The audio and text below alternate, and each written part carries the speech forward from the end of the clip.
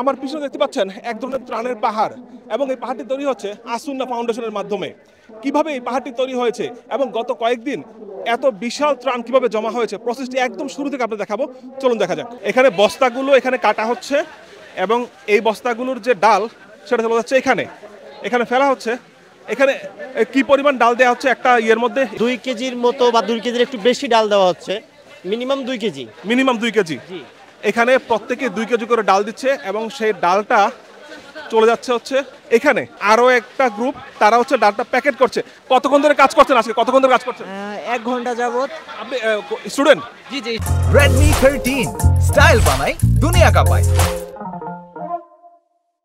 এই ডালটা চলে যাচ্ছে হচ্ছে এখানে, এবং এইটা এখানে মূল যে প্যাকেট, ত্রাণের প্যাকেট, সেই প্যাকেটে এখানে আরেকজন ভাই তিনি একটা করে দিচ্ছেন এবং সেটা চলে যাচ্ছে মূল প্যাকেটে। ভাই কতক্ষণ ধরে কাজ করছেন?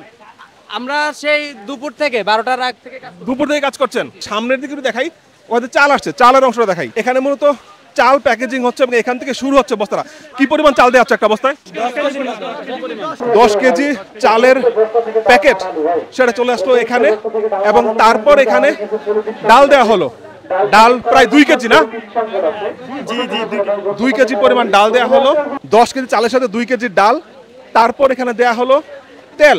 তেল কয় লিটার এটা? 2 লিটার। 2 লিটার তেল দেওয়া হলো। তারপর এখানে লবণ, 1 কেজি লবণ। 10 কেজি চাল, 2 কেজি ডাল, তারপরে তেল, লবণ, এবং সেটা মূল প্যাকেটটা চলে আসছে এখানে। এবং এই প্যাকেটটা হাত বদল করতে করতে চলে যাচ্ছে সামনে, এবং একদম শুরুতে যে ত্রাণের পাহাড়টা দেখেছিলাম আপনাদের, সেই পাহাড়ে জমা হচ্ছে। কতক্ষণ ধরে কাজ করছেন? আমি তো বিকেল 3টার পর আসছি। 3টার পর আসছেন? আপনি 4টার পরে। 4টার পরে স্টুডেন্ট? আপনি না, আমি স্টুডেন্ট না, আমি হচ্ছে জব করি। জব করছেন? জি। আপনি কি স্টুডেন্ট? জি স্টুডেন্ট। কোথায় পড়ছেন? আমি প্রাইভেট ইউনিভার্সিটিতে, ইন্ডিপেন্ডেন্ট ইউনিভার্সিটি। এখানে যারা আছে প্রায় সবাই আমি দেখতে পাচ্ছি। আরেকজন ভাই, আপনি মাদ্রাসায় পড়ছেন? কোথায় পড়ছেন? আহমেদ এডুকেশন। আচ্ছা, কতক্ষণ ধরে কাজ করছেন?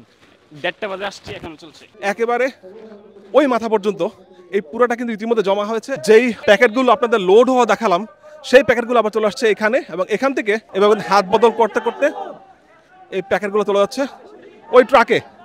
ওই ট্রাক দিয়ে মূলত বন্যা দুর্গত এলাকা যেগুলো আছে, ফেনী, নোয়াখালী কিংবা কুমিল্লা, সেই সব এলাকায় চলে যাচ্ছে। এবং সেই ট্রাকে তোলার দৃশ্য আমি যদি একটু সামনে থেকে আপনাদের দেখাই। এই সব ত্রাণ ট্রাকে করে চলে যাচ্ছে বন্যা দুর্গত এলাকায়।